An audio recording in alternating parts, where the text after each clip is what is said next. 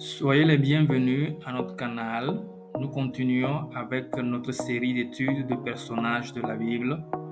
Nous allons étudier le prophète Élie avec le frère Colani Martin. Soyez bénis. Bien-aimés dans le Seigneur, recevez nos salutations dans le nom de Jésus, notre Seigneur et Sauveur. Prions avant de voir l'enseignement du jour. Père céleste, Père de gloire, Père tout-puissant, nous sommes encore à tes pieds pour apprendre. Merci pour ta parole. Oui, Seigneur, nous prions. Ouvre nos yeux et enseigne-nous. Merci parce que tu nous as exaucés. Au nom glorieux de Jésus, nous prions. Amen. Nous poursuivons notre étude du personnage Élie. Aujourd'hui, c'est la deuxième étude intitulée « La mission d'Élie à Sarepta ». Et notre passage, c'est 1 Roi 17, versets 7 à 24. 1 Roi 17, versets 7 à 24. Là, il est écrit. Mais au bout d'un certain temps, le torrent fut à sec, car il ne s'était point tombé de pluie dans le pays. Alors, la parole de l'Éternel lui fut adressée en ces mots. Lève-toi, va à Sarepta qui appartient à Sidon et demeure là. Voici, j'y ai ordonné à une femme veuve de te nourrir. Il se leva et il alla à Sarepta. Comme il arrivait à l'entrée de la ville, voici, il y avait là une femme veuve qui ramassait du bois. Il l'appela et dit, va me chercher, je te prie, un peu d'eau dans un vase afin que je boive. Et elle alla en chercher. Il l'appela de nouveau et dit, apporte-moi, je te prie, un morceau de pain dans ta main. Et elle répondit, l'Éternel ton Dieu est vivant. Je n'ai rien de cuit. Je n'ai qu'une poignée de farine dans un pot et un peu d'huile dans une cruche. Et voici, je ramasse 2 morceaux de bois. Puis, je rentrerai et je préparerai cela pour moi et pour mon fils. Nous mangerons, après quoi nous mourrons. Élie lui dit, ne crains point. Rentre, fais comme tu as dit. Seulement, prépare-moi d'abord avec cela un petit gâteau et tu me l'apporteras. Tu en feras ensuite pour toi et pour ton fils. Car ainsi parle l'Éternel, le Dieu d'Israël, la farine qui est dans le pot ne manquera point. Et l'huile qui est dans la cruche ne diminuera point jusqu'au jour où l'Éternel fera tomber de la pluie sur la face du sol. Elle alla et elle fit selon la parole d'Élie. Et pendant longtemps, elle eut de quoi manger, elle et sa famille, aussi bien qu'Élie. La farine qui était dans le pot ne manqua point.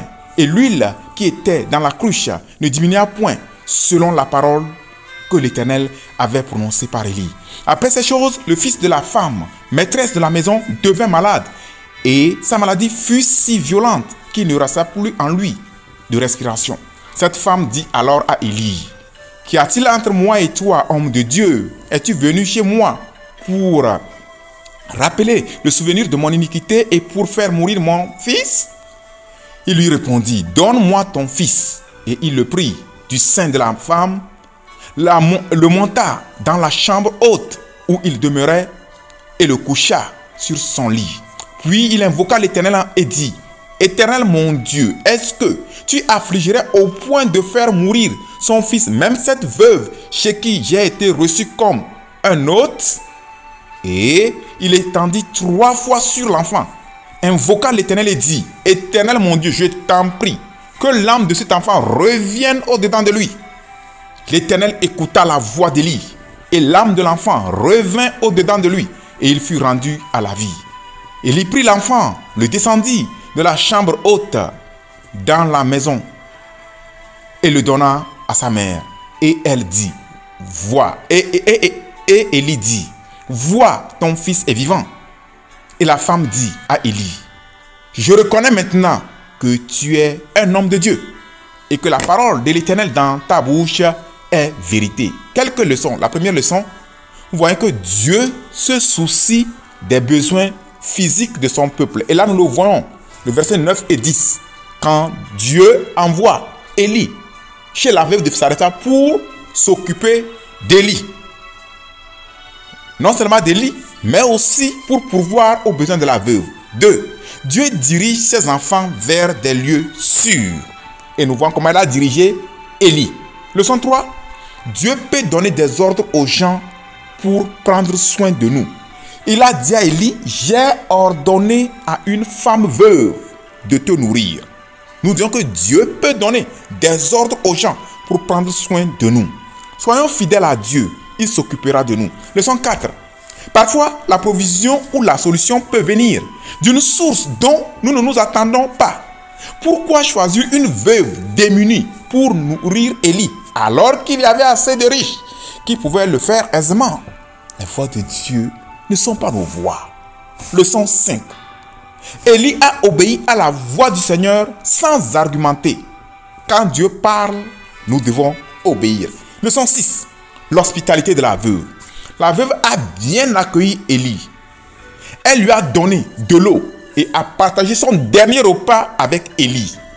La Bible nous exhorte à l'hospitalité. Dans Hébreux 13, verset 2, il est écrit: n'oubliez pas l'hospitalité, car en l'exerçant, quelques-uns ont logé des anges sans le savoir. Leçon 7. La foi de la veuve. La veuve a cru au message d'Élie. Dans cette situation difficile, ayons foi en Dieu, quelle que soit la situation. Leçon 8. L'obéissance de la veuve. La veuve a obéi aux instructions d'Élie. Il y avait des alternatives dangereuses qui pouvaient empêcher la veuve d'obéir. Si elle optait pour l'une de ces alternatives, elle aurait perdu son miracle. Voici ces alternatives. Elle pouvait refuser la demande d'Élie. 2. Elle pouvait mentir à Élie qu'elle n'avait pas de nourriture. Rappelez-vous que c'était son dernier plat. Troisième alternative dangereuse, elle aurait pu cacher la nourriture et attendre qu'Élie quitte avant qu'elle ne la mange. Quatrième alternative dangereuse que la veuve aurait pu utiliser, elle pouvait tout simplement renvoyer Élie. Dieu soit loué pour le fait qu'elle n'a choisi aucune de ces mauvaises méthodes. Nous devons veiller à ne pas céder aux mauvaises alternatives qui empêchent nos bénédictions. Leçon 7, voyons, la foi. Et leçon 9, la foi d'Élie. Élie était un homme de grande foi. La veuve de Sarepta, à première vue, ne semblait pas remplir les conditions du message qu'Élie avait reçu de Dieu. Revoyons encore ce message au verset 9. Ce que Dieu avait dit à Élie.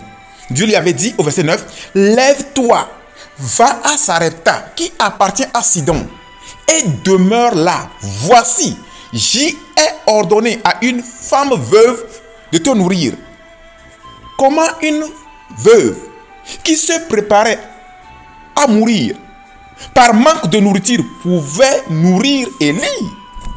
Il faut de la foi pour accepter que c'était la veuve en question. Si Élie n'avait pas une grande foi, il se dirait qu'il s'était trompé de direction, ou bien même qu'il aurait même douté de l'origine du message de Dieu. Nous devons, à l'exemple d'Élie, manifester une grande foi lorsque les situations ou événements semblent contredire les paroles ou promesses divines dans nos vies. La Bible nous dit, dans Nombre 23, verset 19, « Dieu n'est point un homme pour mentir, ni fils d'un homme pour se repentir. Ce qu'il a dit, ne le fera-t-il pas? Ce qu'il a déclaré, ne l'exécutera-t-il pas? » Leçon 10. La veuve de Sarepta a bénéficié d'un privilège exceptionnel aux yeux de Dieu. Dieu l'a singularisé pour ce miracle de provision au moment où plusieurs gisaient dans une famine atroce. Jésus en a fait allusion. Dans Luc chapitre 4, verset 25 à 26, faisant allusion à cette histoire, à ce récit, Jésus dit, « Je vous le dis, en vérité, il y avait plusieurs veuves en Israël du temps d'Élie, lorsque le ciel fut fermé 3 ans et 6 mois, et qu'il y eut une grande famine sur toute la terre. Et cependant, Élie ne fut envoyé vers aucune d'elles, si ce n'est vers une femme veuve à Sarepta dans le pays de Sidon. Prions que Dieu nous singularise pour des miracles spéciaux. Amen. Leçon 11. Dieu a envoyé Élie chez la veuve de Sarepta, non seulement pour pourvoir aux besoins d'Élie, mais aussi aux besoins de la veuve en même temps. Élie avait reçu le message que la veuve pourvoirait à sa nourriture. Mais tout porte à croire que la veuve n'avait reçu aucun message concernant la venue d'Élie. Sinon, n'aurait-elle pas demandé à Dieu comment elle y arriverait puisqu'elle n'avait plus de provisions? Leçon 12. En obéissant à la direction divine, nous nous faisons du bien aussi qu'aux autres. Élie a obéi à la direction divine, il s'est fait du bien et en même temps, il a fait du bien à la veuve de Sarepta. Leçon 13. La pureté d'Élie et de la veuve. Nous devons souligner ça, très important. Élie et la veuve ont tous manifesté une pureté exemplaire. La veuve n'a ni séduit Élie pour le faire tomber dans l'immoralité, ni cherché à faire d'Élie un époux et détruire son ministère prophétique. Nous ne devons pas pousser les gens dans le péché. Élie aussi s'est maîtrisé. Il n'a pas cédé à la chair pour convaincre cette veuve et en faire une épouse. Pendant son long séjour, tous se sont conservés purs. Gloire à Dieu. Nous devons garder notre pureté en tout temps et en tout lieu. Voyez, il vivait avec la veuve dans la même maison, mais dans la pureté. La Bible nous dit, dans 1 Timothée 5, 22, conserve-toi pur. Conserve-toi pur. Et depuis le début, il dit, n'impose les mains à personne. 1 Timothée 5, 22. N'impose les mains à personne avec précipitation. Et ne participe pas au péché d'autrui. Toi-même, conserve-toi pur. C'est le même message que Dieu nous donne. Conservons-nous purs. Leçon 14. La veuve de Sarepta a manqué de maîtrise de soi et de sagesse lors du décès de son fils. Elle a presque jeté le blâme sur Élie, qui n'était pour rien dans cette affaire. Au verset 18, cette femme dit alors à Élie, qu'y a-t-il entre moi et toi, homme de Dieu? Es-tu venu chez moi pour rappeler le souvenir de mon iniquité et pour faire mourir mon fils? Veillons à ne pas tomber dans le même piège lorsque nous traversons des moments difficiles. La tentation de blâmer des innocents est souvent présente lors des adversités. Leçon 15. La puissance de la prière couplée de sainteté. Élie a fait une prière de foi qui a été efficace avec pour résultat la résurrection du fils de la veuve. La Bible nous dit dans Jacques 5, 16, la prière fervente du juste a une grande efficacité. Nous devons également souligner ici l'importance de la sainteté qui rend nos prières efficaces. Si Élie s'était souillé avec la veuve, sa prière n'aurait pas pu ressusciter le fils de la veuve. Vraiment, les pécheurs et les rétrogrades se privent de nombreuses bénédictions divines. Leçon 16. Le miracle de la résurrection du fils a augmenté la foi de la veuve ainsi que la crédibilité d'Élie à ses yeux. Prions que de tels miracles se produisent dans nos vies. Prions. Demandons au Seigneur de nous aider à toujours écouter. Demandons au Seigneur de nous aider à toujours écouter ces directives et à les obéir. Demandons au Seigneur de nous aider à toujours manifester la foi dans les situations difficiles. Demandons au Seigneur de susciter toujours des bienfaiteurs pour nous aider. Demandons aussi au Seigneur de nous aider à être prêts à partager même notre dernier repas avec les autres. Demandons aussi au Seigneur de nous donner la maîtrise de soi afin que nous ne blâmons point les personnes innocentes pour les malheurs qui nous arrivent. Demandons au Seigneur de nous donner le privilège d'expérimenter des miracles spéciaux. Enfin, demandons au Seigneur d'utiliser ses serviteurs de manière exceptionnelle qui les rend crédibles aux yeux de tous. Prions. Père Céleste, nous te remercions pour la révélation de ta parole. Merci pour ce message de l'heure. Aide-nous à obéir à tes instructions. Et Seigneur, fais que tes miracles nous accompagnent à tous égards. Aide-nous à garder la pureté qui fera que ta faveur nous accompagnera à tous égards. Merci pour l'exaucement. Au nom glorieux de Jésus, nous prions. Amen. Que Dieu vous bénisse. N'oubliez pas de vous abonner à notre chaîne. Veuillez souscrire, commenter, liker, partager. Activez la cloche de notification pour recevoir nos nouvelles parutions. Envoyez aussi vos suggestions, questions et requêtes de prière. Que Dieu vous bénisse.